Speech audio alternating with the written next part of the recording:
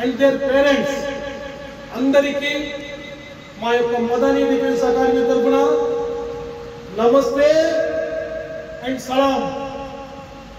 My dears, మా academy గురించి ప్రత్యేకంగా మేము చెప్పుకోవాల్సిన అవసరం లేదు, ఎందుకంటే ఇది అందరికీ తెలిసిన విషయమే.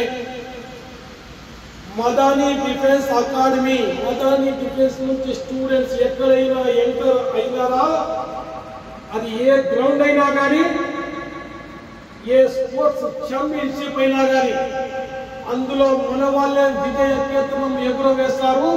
ఇందులో ఎవరికి ఎలాంటి ఆలోచన విషయమే లేదు, అవునా కదా? ఎందుకంటే ఎక్కడ ఎంట్రీ కొడతారో మనోళ్ళు మదనీ డిఫెన్స్ అకాడమీలో అక్కడ గెలుచుకునే వస్తారు. అది జాబ్ అయినా కానీ, స్పోర్ట్స్ అయినా. మరి అగ్నివీర్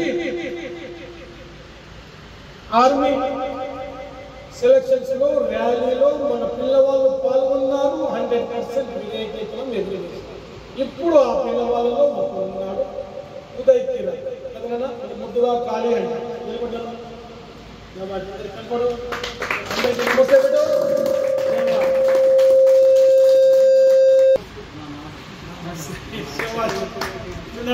ఏదైనా మనం విజయం సాధిస్తే మన పెద్దలు అంటారు, ఎదిగిన కొద్ది ఒదగమని.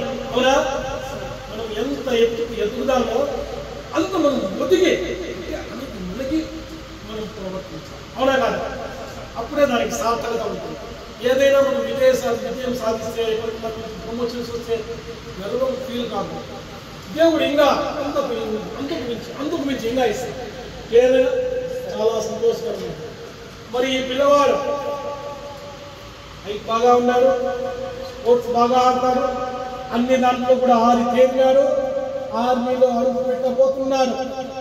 ఆర్మీలో అడుగు పెట్టిన కొన్ని రోజుల లోపలే ఏదో కొన్ని స్పోర్ట్స్ అయితే ఆల్రౌండర్ ఉన్నవాడు. అవునా? హ్యాండ్బాల్ ఆడతావా, వాలీబాల్ ఆడతావా, ఇంకా చాలా గేమ్స్ ఆడతావు, అవునా కదా? అదేవిధంగా ఆర్మీలో పోయిన తర్వాత బాస్కెట్ బాల్లో కూడా ఎంట్రీ చేయాలి. ఈ 3 గేమ్స్ని పట్టుకోవాలి. వీలైతే బాక్సింగ్, కుస్తీ కూడా నేర్పిస్తాం. మేము నీకు నేర్పిద్దామా లేదా? బాక్సింగ్ కూడా వైద్య నేర్పిద్దాం కదా. బాక్సింగ్, కుస్తీ తీసుకుంటే నీ ఇష్టం, లేదా 3 గేమ్స్ ఎట్టి పరిస్థితుల్లో తీసుకోండి. ఓకే? దాంట్లో మేము ఆశిస్తున్నాము ఈ పిల్లవాడు ఇండియాతో కూడా ఆడతాడు. అంటే ఇండియాతో ఆడతామని మేము గర్వంగా చెప్పుకుంటాం కూడా.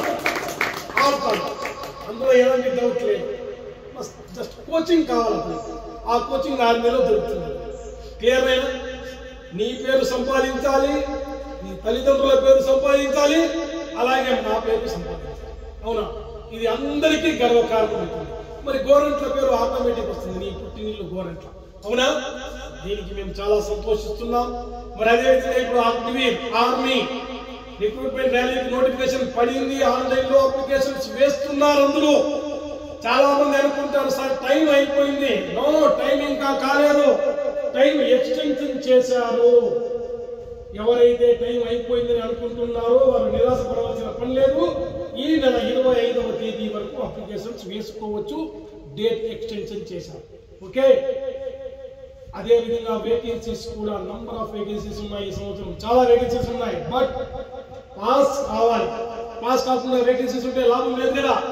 ఫస్ట్ స్టడీస్ అయిన తర్వాత ఫిజికల్. ఇవి 2 మీరు చేయవలసిన విషయం. ప్రాణం వేసి చేయండి. స్టడీస్ తో బాగా చదవండి, అదేవిధంగా ఫిజికల్ ప్రాక్టీస్ చేయాలి. ఓకే? మరి మన పిల్లవాడు కష్టపడి కొట్టాడు కదా జాబ్. ఆ జాబ్ కొట్టడానికి తల్లిదండ్రులు కూడా కారణమే కదా. తల్లిదండ్రులు ఎంతో ఆలోచించి మన పిల్లవాడికి పంపిస్తే, దేశ సేవ చేస్తే అందులో మనకు కూడా కొంచెం ఒక కీర్తి వస్తుంది అని చెప్పి ఆలోచించి తల్లిదండ్రులు కూడా దేశ సేవ చేయడానికి పిల్లవాడిని పంపిస్తాం.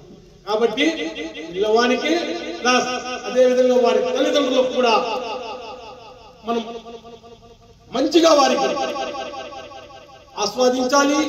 అదేవిధంగా వారికి సత్కారం కూడా చేయాలి. అది 10 మందిలో ఇలా మనం సత్కారం చేస్తే ఇలాంటి 10 మంది ఇంకా తయారవుతారు.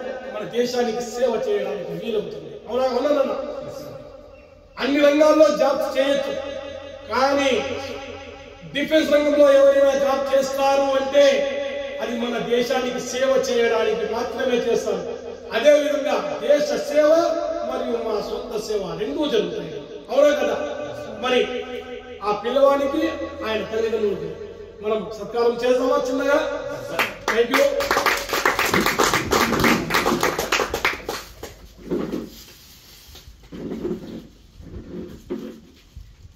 ముందుగా కాళీ అంటే మన ముద్దు పేరు కాళీ ఉదయ్ కిరణ్ అతని పేరు అన్నమాట.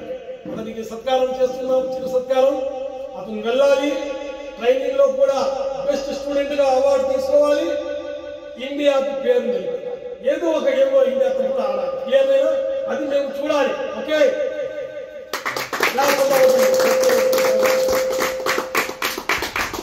మరి అదే విధంగా వారి నాన్నగారికి ఆయన చాలా కలలు కన్నారు అతని కోసం. ఎప్పుడైనా చిన్నగా స్టెప్ అక్కడక్కడ వేస్తే ఏడ్చేవాడు. సార్ నా కొడుకు అక్కడక్కడ అడుగులు తప్పుతున్నాడు సార్, వాడిని కంట్రోల్ చేయండి సార్, వాడిని చాలా ఆశలు పెట్టుకున్నాం మేము. ఆ ఆశలు ఈ రోజు తీరాయంగా సంతోషమా? నీ పేరు ఎక్కడో నేను పెడతాను. ఓకే, నీ మైండ్ తో నీ ఏం ఆలోచన. ఓకేనా? అయితే అమ్మ నాన్న పేరు లేదు. ఓకే, థ్యాంక్స్ అన్నా. మీ ఓకే, థ్యాంక్ యూ. ఓకే, మరి ఈ శుభ సందర్భంలో మన కాళీ గారు రెండు మాటలు ఇన్స్టిట్యూట్ లో ఎలా ఉన్నాడు, ఎలా చేశాడు, కష్టపడ్డాడా, ఏం చేశాడు, ఎలా చదివాడు, అతని అనుభవాన్ని మీతో పంచుకోవాల్సిందిగా కోరుతున్నాడు. అతని స్వమాటల్లో అతనే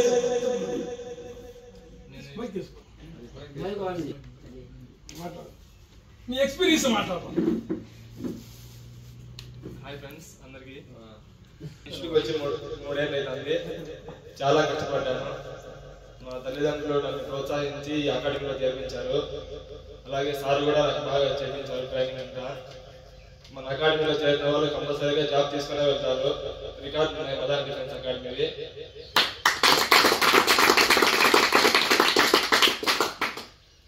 కాబట్టి మీరు కూడా బాగా సార్ ఇచ్చిన ట్రైనింగ్ లో బాగా చేస్తే జాబ్ అయితే కన్ఫర్మ్ అవుతుంది మీకు. అందరూ కూడా జాబ్ పొందాలని కోరుకుంటున్నారు.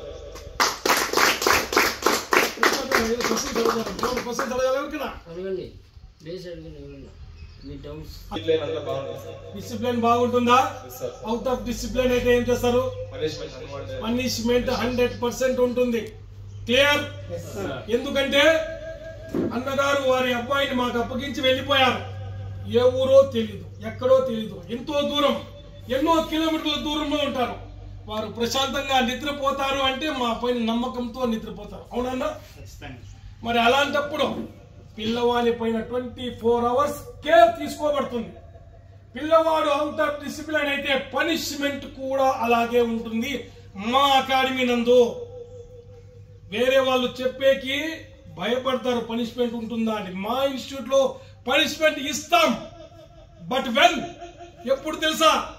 పిల్లవాడు ఏమైనా తప్పటి అడుగులు వేస్తే, క్లియర్, ఆ పిల్లవాడు మంచి అడుగులు వేస్తూ, మంచిగా ఇంట్రెస్ట్ తీసుకుంటూ, మంచిగా చదువుతూ, మంచిగా ప్రాక్టీస్ చేసి, మంచిగా ఎదుగుతూ ఉంటే మేము కూడా హర్షిస్తాం, సంతోషిస్తాం. అవునా? క్లియర్? శబా. ఈ పిల్లవాడు ఎలా విజయాన్ని సాధించారో అలాగే మీరు కూడా విజయాన్ని సాధించి మీ తల్లిదండ్రులకు హ్యాపీ చేయాలని, సంతోషపడతానని కోరుకుంటూ ఈ సభకు విచ్చేసినటువంటి ప్రతి ఒక్కరికి థ్యాంక్స్ చెప్తున్నాను. మరి అదే విధంగా ఈ అవకాశం నందు అన్నగారు కూడా ఒక 2 మాటలు మాట్లాడవలసిందిగా కోరుతున్నాను.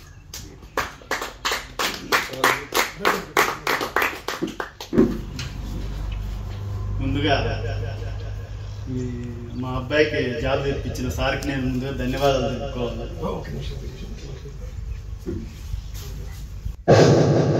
మరి అన్నగారికి పూలమాల వేశాము. అదేవిధంగా శాలువాతో సత్కరిస్తే బాగుంటుందని సత్కరిస్తున్నాము. వారు మా ఈ అవకాశాన్ని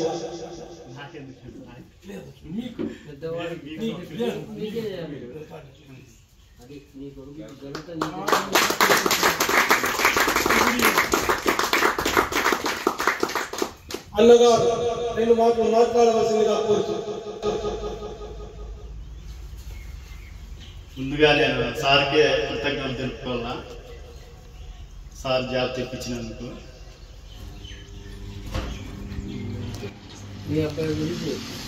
మా అబ్బాయి ఇంటర్ అయిపోతానే డిగ్రీకి జాయిన్ అయినాడు. అటు నుంచి ఇక్కడే ఉండి సార్ దగ్గర ఉండి ట్రైనింగ్ తీసుకున్నాను. ఆయన చెప్పినాడు, నేను విశాఖపట్నం పోతాను, తిరుపతికి పోతాను, అక్కడ అకాడమీలో ఉంది డిగ్రీ కంప్లీట్ చేసుకుంటా అక్కడే ట్రైనింగ్ తీసుకున్నా అని అన్నాడు. కానీ వద్దప్ప, మనకి సార్ బాగున్నాడు, మన కంప్యూటర్లో రోజుల్లో ఉంటున్నాడు, నేను వస్తాను, బాగుంటుంది, కోచింగ్ బాగుంటుంది, నేను చూస్తానన్న డీటెయిల్స్ ఈడే ఉండి ట్రైనింగ్ తీసుకో, లేదంటే నువ్వు ఎక్కడ పోతాను నేను చెప్పడం జరిగింది. ఇంకా అట్లే ఇంకా అయ్యలేదని మా నాన్న మాట వినాలనే ఉద్దేశంతోనే లాస్ట్ ఇక్కడే జాయిన్ అయినాడు. ఇప్పుడు జాయిన్ అయిన తర్వాత ఈరోజు ఈ స్థాయిలో జాబ్ చేస్తున్నాను. చాలా గర్వంగా ఉంది.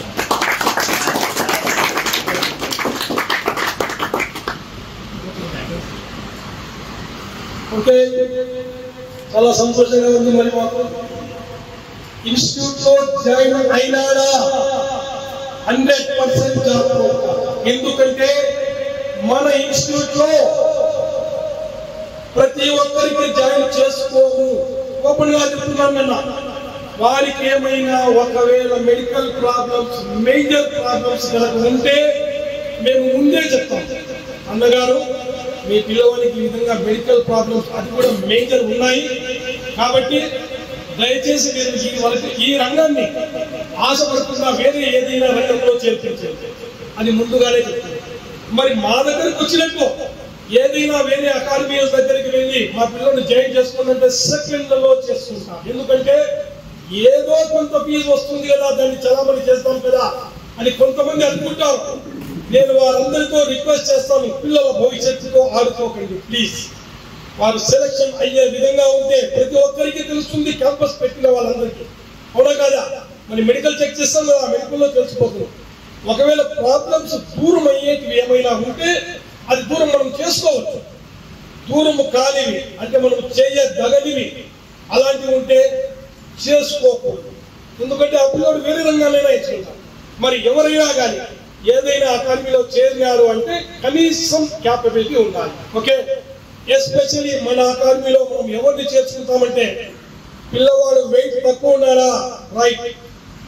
పిల్లవాడు చాలా ఓవర్ వెయిట్ ఉన్నారా, రైట్, చేసుకుంటాం మేము. ఎందుకంటే అవన్నీ తగ్గించడం మా ఎడమ చేతి అలవాటు, కుడి చేతి వరకు అవసరం లేదు. క్లియర్మైనా? మరి హైట్ 1 or 3 or 4 సెంటీమీటర్స్ తక్కువ ఉన్నాడా, అతన్ని కూడా చేసుకుంటాం. ఎందుకంటే అది ఎక్సర్సైజ్ చేస్తూ చేస్తూ కొన్ని అలవాటు పడిపోతారు, హైట్ పెరిగే ఆస్కారం కూడా ఉంటుంది ఏజ్ ప్రకారం, అతనికి వచ్చే జాబ్స్ ప్రకారం. కాబట్టి అవన్నీ చూసుకొని చేసుకుంటాం. ఎనియో మదనీ డిఫెన్స్ అకాడమీలో ఎవరైనా చేరారా 100% జాబ్ సాధిస్తాం. ఇది గుర్తుపెట్టాం. మద్రాస్ రెజిమెంట్ అక్కడ ఆల్రెడీ నీకంటే ముందే మన మనోహర్ వెళ్ళాడు, తెలుసు కదా. టెరిటోరియల్ ఆర్మీలో ట్రైనింగ్ అక్కడ గడి చేసుకొని ఇప్పుడు వెయిటింగ్ చేస్తూ ఉన్నాడు. ఎక్కడ? మెడ్రాస్ రెజిమెంటల్ సెంటర్లో. అతనితో పాటే ఉంటుంది నీ ట్రైనింగ్ కూడా. ఇద్దరు అన్నదమ్ములు మాత్రం అక్కడే ఉండొచ్చు ఈజీగా. మరి అక్కడే అదే విధంగా బాలకృష్ణ అనేవాడు హ్యాండ్బాల్ స్టూడెంట్, తెలుసు కదా. అక్కడ ఉన్నాడు స్టూడెంట్, అంటే అతను ఇప్పుడు సోల్జర్ అనమాట, హ్యాండ్బాల్ కోచ్గా ఉంటాడు అక్కడ ఉంటాడు సీనియర్. అతనితో మీకు ఏమైనా హెల్ప్ కావాలంటే తీసుకోవచ్చు, గవర్నమెంట్ స్టూడెంట్ అతను కూడా. ఓకే, అంటే నువ్వు అక్కడికి వెళ్ళకముందే మా ఊళ్ళు అక్కడ ఆ రెజిమెంట్ సెంటర్లో చాలా మంది నీ కోసం వెయిట్ చేస్తున్నారు. మా వాడు వస్తాడు, వాళ్ళని రిసీవ్ చేసుకుందాము, హ్యాపీగా ట్రైనింగ్ అయిపోతుంది, బాధపడవలసిన పనే లేదు. అయితే అన్నోళ్ళకి సీనియర్టీ ఇచ్చి మాట్లాడాలి. అన్నాన్ని మాట్లాడితే నష్టం అవుతుందా? నీకంటే పెద్దోళ్ళే కదా. ఓకేనా? వాళ్ళతో పోయి కలిగి నీ ట్రైనింగ్ సులభంగా అయిపోయింది. ఓకే, వాళ్ళు అప్పుడే అడిగారు ఫోన్ చేసి, సార్ ఎట్లున్నారు సార్, ఎప్పుడు వస్తున్నారు సార్. ఓకేనా? అంత హ్యాపీ కదా? Thank you. ఒక్కసారి మన భారతదేశం తలుచుకుందామా? మన మాతను తలుచుకోవాలి కదా. శభాష్. బోల్ భారత్ మాతా కీ జై, భారత్ మాతా కీ జై, మదనీ డిఫెన్స్ జిందాబాద్. శభాష్. Thank you. ఓకేనా? తీసుకో, మెడికల్ కాపాడు. ఓకే, మోటార్ సైకిల్ ఎక్కువ లక్ష్యం చేయండి.